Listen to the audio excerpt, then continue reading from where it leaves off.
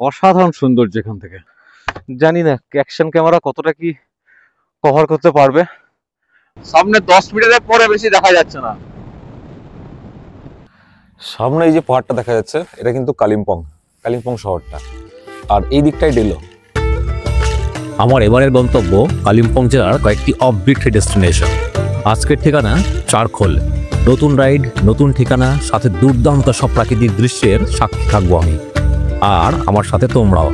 মোরগ্রাম, ফারাক্কা, মালদা, রায়গঞ্জ হয়ে পৌঁছবো আমাদের শান্তির ঠিকানা, আমাদের পাহাড়ে। হ্যাঁ, আমাদের পাহাড়ে। পাশাপাশি ফাটাফাটি সব হোমস্টের সন্ধান দেব। তাই চলো দুগ্গা দুগ্গা করে বেরিয়ে পড়ি। আর আমার যাযাবরের জার্নিতে ভালো ভালো ব্লগ পেতে চ্যানেলটি সাবস্ক্রাইব করে নাও চটপট। বাবা আসছি।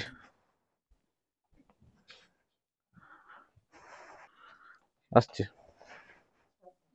হুম হুম হুম হুম, ঠিক আছে ঠিক আছে, বেশ আসছি। হুম হুম হুম, চিন্তা করিস না। এখন ভোর 4:15 আর আমরা আমাদের রাইড শুরু করছি কালিম্পং এর উদ্দেশ্যে। বাবাই আমার নতুন রাইডিং পার্টনার। এর সাথে এর আগে রাইড করিনি, এবার এ আর আমি। ওর হিমালয়ান। আর অ্যাজ ইউজুয়াল ও দেরি করা স্বভাব, দেরি করেই এসছে। বেরোনোর কথা ছিল 4:15 বাজে এখন। তো চলো বাকি কথা রাস্তায় হচ্ছে, রাস্তায় দেখা হচ্ছে। দেখতে পাচ্ছ মোটামুটি একটা ফগি ওয়েদার হয়ে রয়েছে, হালকা কুয়াশা পড়ছে। সামনে বাবাইয়ের বাইক। আর আমরা মোরগ্রাম ঢুকছি। মোরগ্রাম থেকে জানো এই NH14 শেষ হয় এবং NH12 শুরু হয়। এই সেই বিখ্যাত জাংশন যেখানে NH14 এবং NH12 মিট করে। এবং এই বোর্ডটা, সাইন বোর্ডটা আমাদের কাছে একটা অন্য আবেগের জায়গা, এটা অন্য ভালো লাগার জায়গা।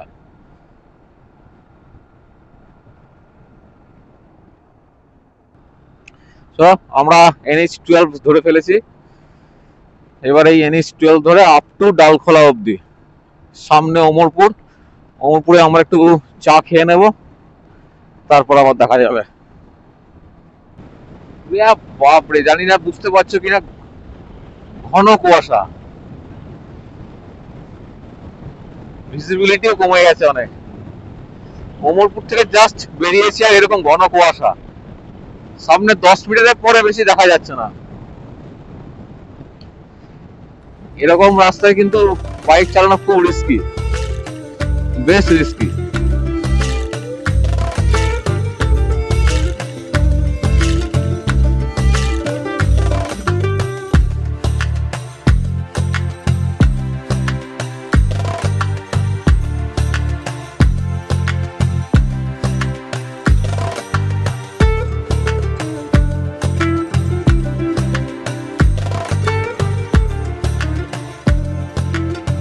আহিরন ব্রিজের এই জায়গাটা এখন সিঙ্গেল লেন হয়ে আছে, রাস্তার ওই লেনটার কাজ চলছে।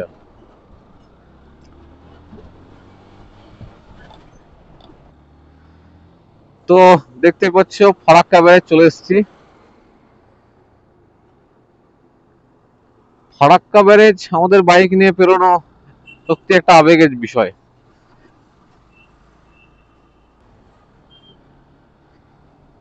এই ফারাক্কা ব্যারেজ সম্পর্কে আমি আমার আগের ভাগে, মানে যখন মেঘালয় ট্রিপে ছিলাম তখন ফারাক্কা ব্যারেজ সম্পর্কে বলেছিলাম। সেখানে একটা ইনফরমেশন একটু ভুল দিয়েছিলাম, যে ফারাক্কা ব্যারেজ তৈরি করেছিল NCC, নাগার্জুন কনস্ট্রাকশন কোম্পানি। এটা খুব বিখ্যাত একটা কোম্পানি। তো এই যাই হোক, এই সেই ফারাক্কা ব্যারেজের মজাই আলাদা পেরোনোর সময়। ডান দিকে সূর্যটা দেখো কেমন উঠেছে, খাওয়ার মতো সূর্যটা উঠেছে।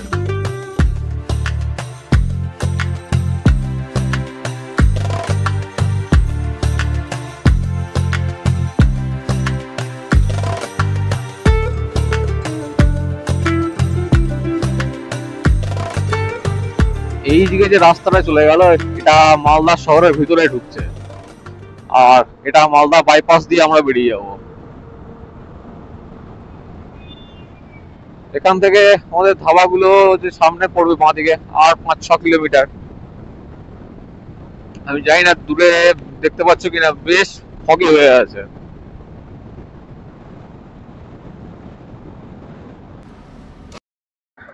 বাবাইয়ের বাইকটা প্রবলেম দিচ্ছে, সেলফে স্টার্ট দিচ্ছে বাট স্টার্ট থাকছে না। দেখি স্টার্ট কর,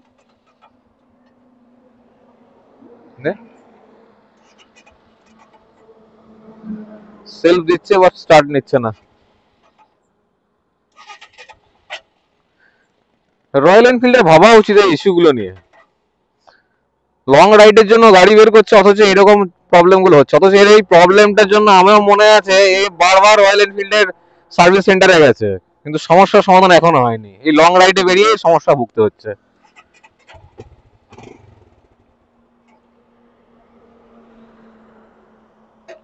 অফ করে রাখ, একটু একটু ওয়েট কর, তারপর দেখছি। খাবার চলে এসছে, পুরি আর সবজি, সঙ্গে একটা মিষ্টি।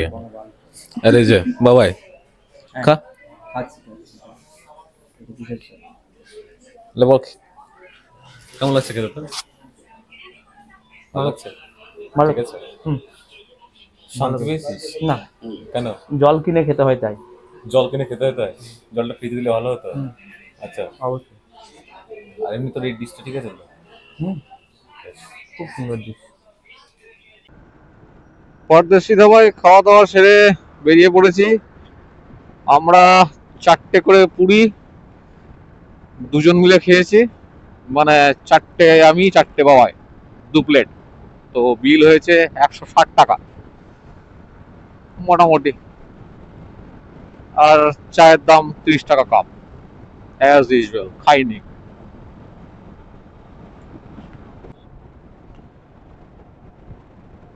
মালদায় মালদায় সর্ষে ক্ষেত দেখো, মালদায় দারুণ সর্ষে চাষ হয়। আদিগন্ত শুধু সর্ষে ফুটে আছে, সর্ষে গাছ লাগানো হয়েছে, সর্ষের ফুল ফুটে আছে, এবং অদ্ভুত সর্ষে ফুলের একটা গন্ধ পাওয়া যাচ্ছে।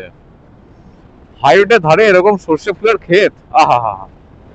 যত দূর চোখ যাচ্ছে শুধু সর্ষে ক্ষেত, হলুদ হয়ে আছে পুরো জায়গাটা।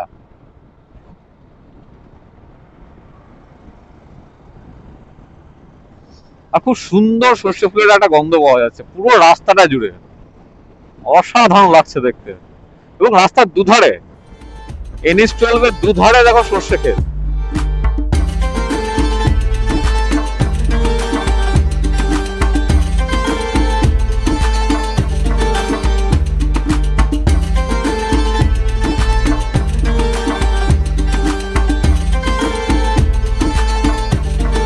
যাই হোক, ডালখোলা থেকে আমরা NH-27 পেয়ে গেছি। NH-12 এর এখানে ইতি, সেই বকখালি থেকে ডালখোলা অবধি দক্ষিণবঙ্গের বুক চিরে এসেছে। গৌড় মালদা পেরিয়ে মুর্শিদাবাদের নবাবী আমল দেখে তারপর এসে বিহারে ডালখোলা এসে মোহনাস্থ হয়েছে। যাই হোক, এরপর কিষানগঞ্জ, তারপর একটা রাস্তা ঘোষপুকুর হয়ে ডান দিকে ফুলবাড়ি হয়ে যাবে, আর একটা রাস্তা সোজা শিলিগুড়ির দিকে যাবে। দেখতেই পাচ্ছ NH-27 এর কি অবস্থা। কিষানগঞ্জের আগে এটা রাস্তাটা ধুলোতে ভর্তি, আর এরকম গর্ত হয়ে আছে। খুব বাজে অবস্থা রাস্তাটা। বাইক নিয়ে যারা আসবে তাদের একটু সাবধানে বাইক চালাতে হবে এই রাস্তাতে। পাশ দিয়ে দেখো ট্রেন পেরিয়ে যাচ্ছে, অসাধারণ দৃশ্যখানা। এখান থেকে শিলিগুড়ি প্রায় 25 কিলোমিটার, ঘোষপুকুর মোড়, ডান দিকের রাস্তা চলে যাবে ফুলবাড়ি হয়ে, আর সোজা রাস্তা যাবে শিলিগুড়ি। তো তার আগেই ঠিক এই চা বাগানটাতে দাঁড়িয়ে প্রত্যেকবার যতবারই আসি এখানটা দাঁড়িয়ে রেড বুলটা খায়। অনেক রকমের দাবি দাওয়া আছে, এখানে খাওয়া যাবে না, এই ছবি তোলা যাবে না, এই পড়তে হবে ছবি তোলার আগে। যাই হোক, এর কোনো দাবি দাবা নেই, মিথ্যা কথা বলছে।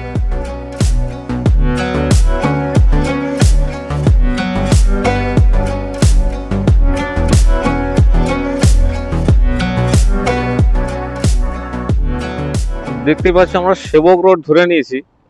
এই ফ্লাইওভারটার কাজ কত কাল ধরে চলছে, এখনো চলছে, আর এই রাস্তাটাতে এই রকম jam.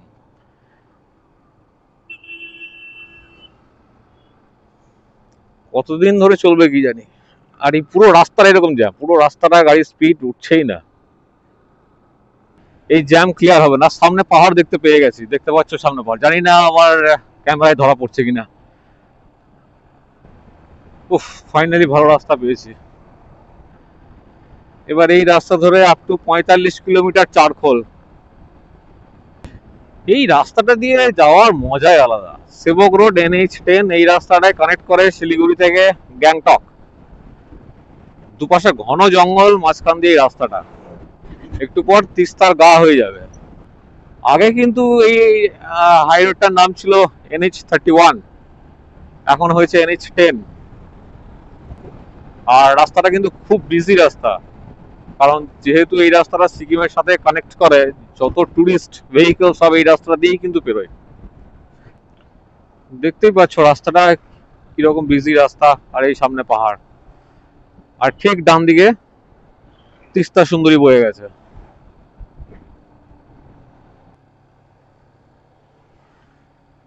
The Majestic Himalayan range. এটার জন্যই কত টুরিস্ট অ্যাট্রাকশন, কত মানুষের রুজি রুটি, আর আমাদের সৌন্দর্য উপভোগ, অনেক কিছু মিলেমিশে আছে। এই যে সেবকেশ্বরী মন্দির, জয় মা। এই সিঁড়ি দিয়ে উঠতে হয়। মন্দিরটা কিন্তু ওই উঁচুতে, আর এখান থেকে মন্দিরের জিনিসপত্র সব পাওয়া যায়। এখানে এই সমস্ত কিছু কিনে নিয়ে যাওয়া যায়, পুজো দেওয়ার জন্য যাবতীয় সবকিছু এখানে পাওয়া যায়। চারখোল যাওয়ার রাস্তাটা হচ্ছে কালীঝোড়া থেকে ডান দিকে কাটতে হয়। এখানে একটা CISF এর ক্যাম্প আছে, সেখানে ভিডিওগ্রাফি অ্যালাউড নয়, তাই মোবাইলে আমার গোপ্রোটা বন্ধ করতে হয়েছিল, তো আবার চালু করেছি। একটু পেরিয়ে গিয়ে অসাধারণ সিনিক বিউটি, জানি না কতটা কি দেখানো সম্ভব হচ্ছে।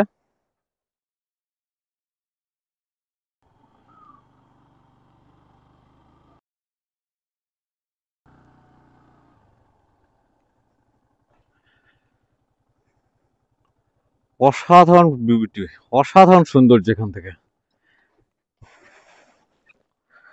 জানি না অ্যাকশন ক্যামেরা কতটা কি কভার করতে পারবে।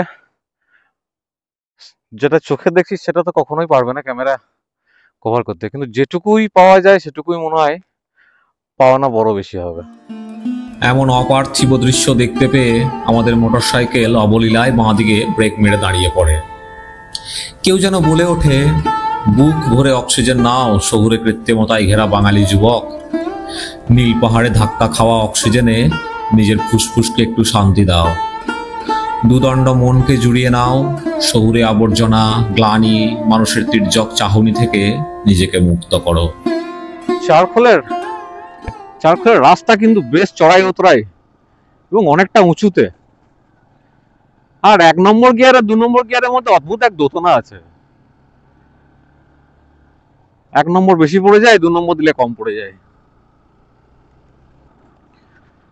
পাহাড়ের প্রতি বাঁকেই কিছু না কিছু সৌন্দর্য আছে, প্রতি বাঁকই মজা দেয়। এই জন্যই সবার বোধহয় পাহাড় খুব প্রিয়।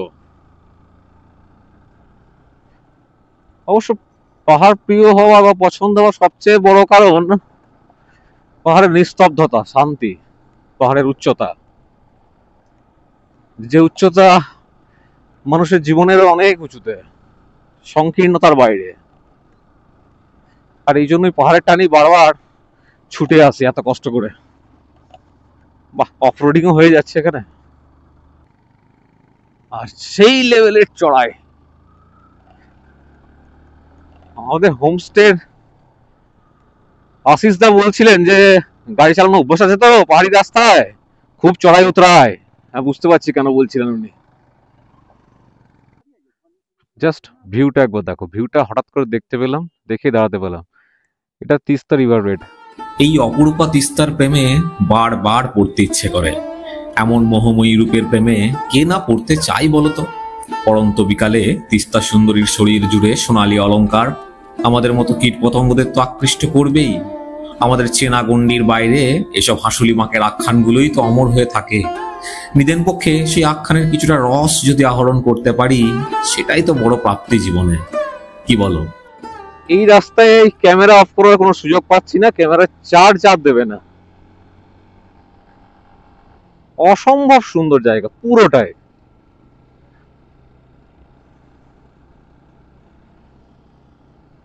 কাঞ্চনজঙ্ঘা আমাদের ঠিক বাঁ পাশে, আমাদের ঠিক বাঁ দিকে স্নো ক্যাপ কাঞ্চনজঙ্ঘা দেখা যাচ্ছে। চারখোলে আমরা যে হোমস্টেটা এসেছি সেই হোমস্টেটা এরকম বাঁশের বানানো, দেখতেই পাচ্ছ পুরোটা এরকম, চারদিকে বাঁশ বানানো। এটা একটা ট্রিপল বেডেড রুম, এটা একটা ডাবল বেড আর এটা একটা সিঙ্গেল বেড। আর এরা মোমো দিয়েছে, হটপটে মোমো, আর এখানে চাটনি আর সস। এই হোমস্টেটা কিন্তু বেশ ভালো হোমস্টে। আমি তো বলবো তোমরা যারা চারখোল আসবে তারা এই হোমস্টেটা থাকতে পারো। আমি হোমস্টের ফোন নাম্বার ডেসক্রিপশনে দিয়ে দেবো। বেশ ভালো হোমস্টে। আর আশিস দা যে ব্যবস্থা করে দিয়েছে, আশিস দা আপনাকে অনেক ধন্যবাদ। থ্যাংক ইউ আশিস দা, এত সুন্দর হোমস্টেটা আমাদেরকে ব্যবস্থা করে দেওয়ার জন্য। এরা কিন্তু মোমো অনেকগুলো দিয়েছে, বাবাই খুব তাড়াতাড়ি অর্ধেক শেষ করে দিয়েছে। আমি একটা খেয়েছি এখন অবধি। কেমন লাগছে ভাই? খুব সুন্দর খেতে, কেমন বানিয়েছে? টেস্ট খুব কেমন সুন্দর, হয়েছে? টেস্ট ভালো, খুব সুন্দর হয়েছে। বেশ ভালো খেতে। খুব সুন্দর চাটনিটা হয়েছে, আর চাটনিটাও খুব সুন্দর। খুব সুন্দর। গুড মর্নিং চারখোল থেকে। চারখোলে এখন বাজে 9:30 আর টেম্পারেচার গুগল বাবা বলছে 15 ডিগ্রির কাছাকাছি। আর এটা একটা ভিউ পয়েন্ট থেকে ভিউটা এরকম, সামনে কাঞ্চনজঙ্ঘা, যদিও মেঘে কিছুটা ঢাকা। খুব সুন্দর একটা ভিউ পয়েন্ট। সামনে এই যে পাহাড়টা দেখা যাচ্ছে এটা কিন্তু কালিম্পং শহরটা, আর এই দিকটাই ডেলো।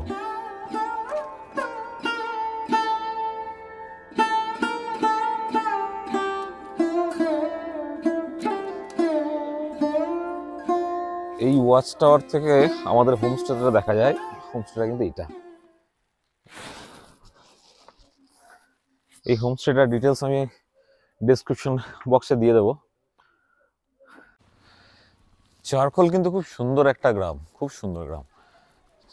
এবং চারখোলে অনেকগুলো হোমস্টে আছে, তার মধ্যে দেখতে পাচ্ছ এইটা একটা মেঘবালিকা হোমস্টে। হোমস্টেগুলোর ফোন নাম্বার আমি যতগুলো পারবো আমি সেটা ডেসক্রিপশনে দিয়ে দেবো।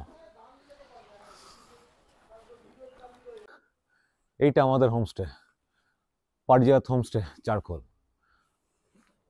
পারিজাত হোমস্টের ভিউ কিন্তু অসাধারণ, এখান থেকে সামনেই কাঞ্চনজঙ্ঘা দেখা যায়। ব্রেকফাস্ট আমাদেরকে দিয়েছে আলু পরোটা, অমলেট, চা। বাবাই সোনা আর সময় নেই আমাদের হাতে। কোথায় যাবি নেক্সট বাবাই এরপর? খাগে? হ্যাঁ। এটা কোন দিকে? এটা কোন দিকে হ্যাঁ। এইটা বলার জন্য তো তুমি আসো না আমি নেই না। তো কি বললাম? তোমার ভিডিও দেখেই তো জানতে পেরেছি কি জানতে পেরেছিস? যে কোনটা কোন দিকে পাহাড়ের। আমি অত সমস্ত কিছু জানি না, তো ওই জন্য তোমার সাথেও আসা। তো সেই নেক্সট কোথায় যাচ্ছে সেটা তুমি ভালো করে বিস্তারিতভাবে বলে দিতে পারো। তাই? হ্যাঁ অবশ্যই। আমাদের নেক্সট ডেস্টিনেশন হচ্ছে কাগে হচ্ছে এখান থেকে পেডং এর রাস্তা ধরবো। পেডং পেরিয়ে পেডং থেকে ডান দিক নিতে হবে। একটা রাস্তা তো সোজা ঋষি হয়ে সিকিম ঢুকছে, আর একটা রাস্তা ডান দিক হয়ে কাগে যায়। Next destination Kage village. আপাতত ব্রেকফাস্টটা সেরে ফেলি। খুব সুন্দর।